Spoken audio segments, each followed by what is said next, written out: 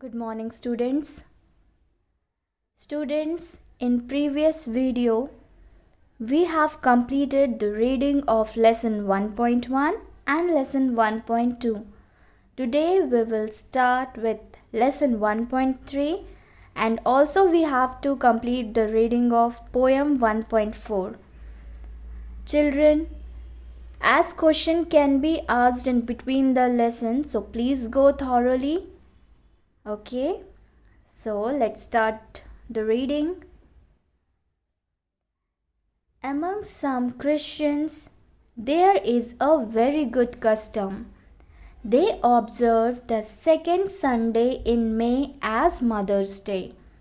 On this day, mothers receive cards and gifts from their children.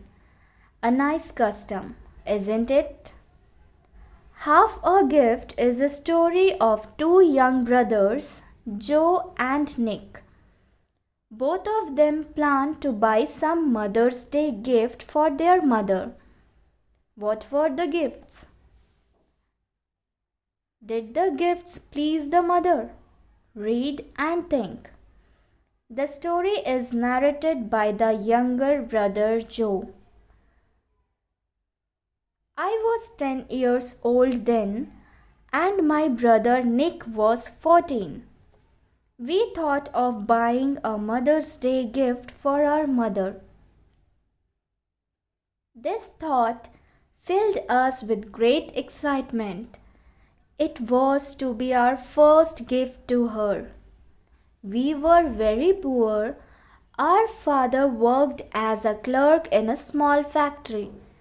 It was with great difficulty that he could meet the needs of the family. But he was a kind and loving father. He never forgot to bring us birthday and Christmas gifts.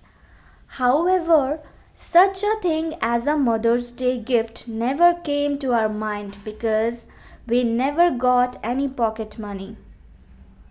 But once, we had been fortunate, Nick and myself. A small furniture shop had opened near the street where we lived. Deliveries were made to the customer's home by means of an old pushcart. We worked some evenings on this pushcart to get money for our Mother's Day gift. The owner gave us 10 cents. Each for one round. Sometimes we got a tip also. Now come to next page. Every time Nick counted his coins, his thin face would brighten up. The joyful thought of the present would bring sweet smiles on his face. He had got this idea of the Mother's Day gift from someone at his school. What a pleasant surprise it would be for mother. The joy of giving the present grew in us every evening and we were almost wild with excitement. When we secretly told our father about our plan, he was very pleased. He stroked our heads proudly. "It's a fine idea," he said. "It will make your mother very happy." From this tone, we knew what he was thinking. He had never given anything to mother. She worked all day cooking and scrubbing and washing. And she did all this silently. She never complained. She did not laugh much but was never angry.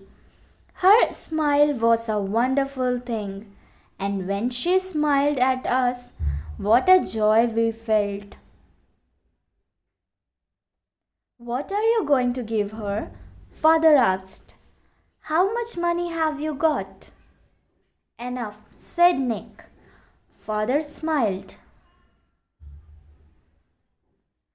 Looking at me, Nick said, "Joe, you tell mother. She will enjoy thinking about it." I nodded.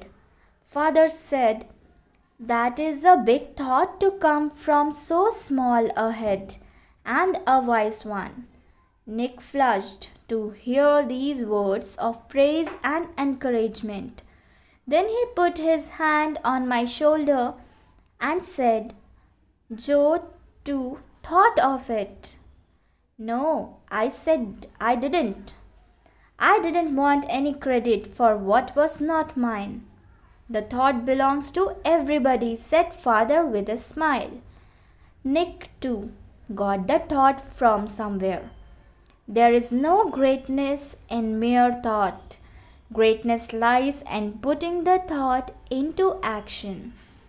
For the next few days, we enjoyed the game of secrecy with mother.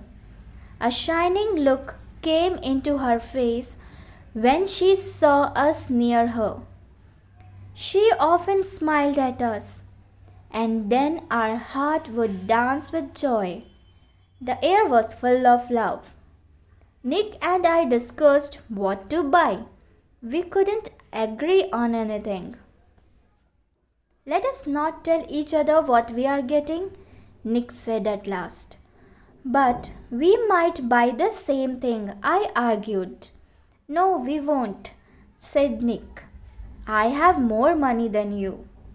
I did not much like this remark, though it was a fact.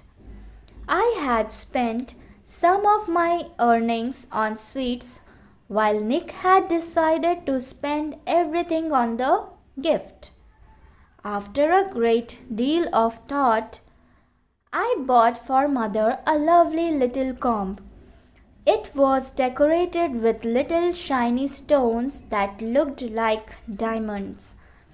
Nick liked my gift, but he wouldn't tell me what his own gift was. On the evening before the Mother's Day, Nick said to me, We will give our gifts at a certain moment. What moment? I asked. I can't tell, said Nick, because it has something to do with my gift. And don't ask me again about it. It is a secret. The next morning, Nick kept close to me, and when mother got ready to wash the floor, he winked at me and we ran to get our gifts.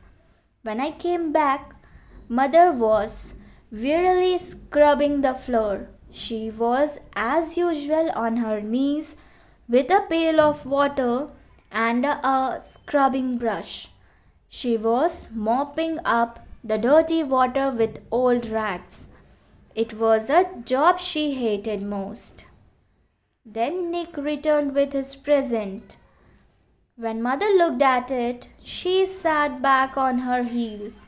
Her face went pale with disappointment as she looked at the new scrub pail with a wringer and a fresh mop in it. A scrub pail, she said angrily. A Mother's Day gift of a scrub pail? Her voice almost broke. Tears came into Nick's eyes. Without a word, he picked up the scrub pail and the mop. Then he ran down the stairs. I put the comb in my pocket and ran after him. Nick was crying. I felt so bad and I too began to cry. On the way down, we met father. Nick could not talk, so I explained. I'll return it to the shopkeeper, said Nick, sobbing. Father took the pail and said firmly, No, it is a fine gift, a wonderful gift. I should have thought it myself. We all went upstairs again. Nick climbed very slowly. Inside the kitchen, mother was still scrubbing slowly and sadly. Without a word, father soaked the puddle of dirty water up with the mop. Then, using the wringer on the bucket, he neatly squeezed it. You did not let Nick explain himself, he said to mother with a smile. Part of his gift was that he himself was going to wash the floor from now on. He looked at Nick and said, Isn't that so, Nick? With a flush of shame, Shame, Nick understood the lesson. Yes, oh yes, he said in a low tone. Mother was full of regret. She looked at Nick with love and said, "It is too heavy work for a 14-year-old boy." Only now did I realize how smart father was. Ah, he said cleverly. Not with this wonderful scrub pail and the wringer. It's much easier. Your hands stay clean and your knees don't hurt. And then father demonstrated quickly. Mother looked lovingly at Nick and said, "Ah, how stupid a woman can become." She kissed Nick and he felt better. Then they turned to me. "What is your gift?" father asked. Nick looked at me and turned pale. He knew that my gift was a comb with shining stones that looked like diamonds. It would make the scrub pail again just a scrub pail. "Yes, Joe, what is your gift?" Mother asked eagerly. "Half the scrub pail," I said sadly. Nick looked at me with love in his eyes. So here we have completed the reading of lesson 1.3, students. Now let's begin with the poem 1.4. So let's begin with the poem reading. Poem 1.4, Somebody's Mother. The woman was old and ragged and grey, and bent with the chill of winter's day. The street was wet with the recent snow, and the woman's feet were aged and slow.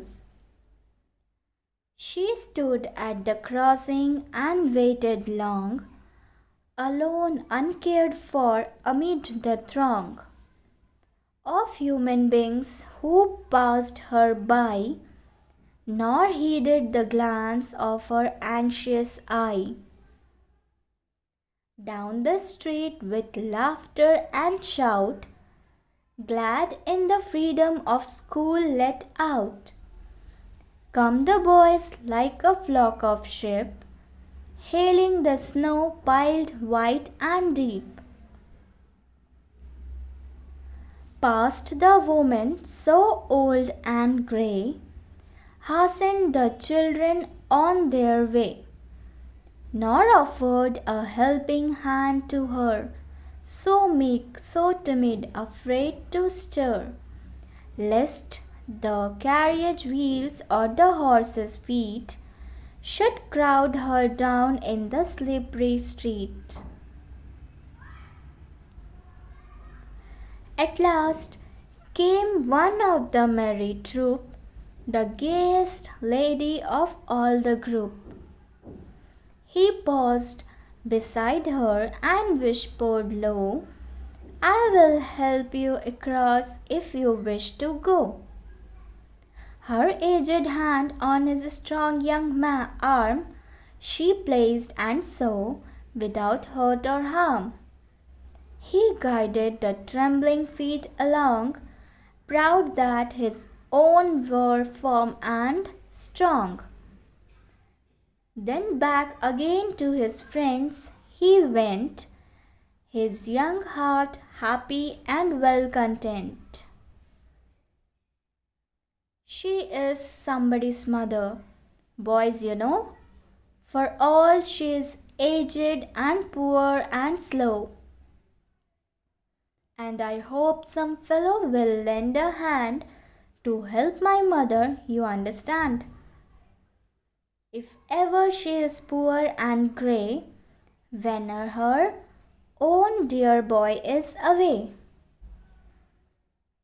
And somebody's mother bowed low her head in her home that night, and the prayer she said was, "God, be kind to the noble boy, who is somebody's son and pride and joy." So students, here the name of the poet is given Mary D'O'Brien. Please learn all these things properly. Mary D'O'Brien is the poet name of the poem Somebody's Mother. So here we have completed the reading of the poem also. Do well for your exam. All the best, students. Thank you.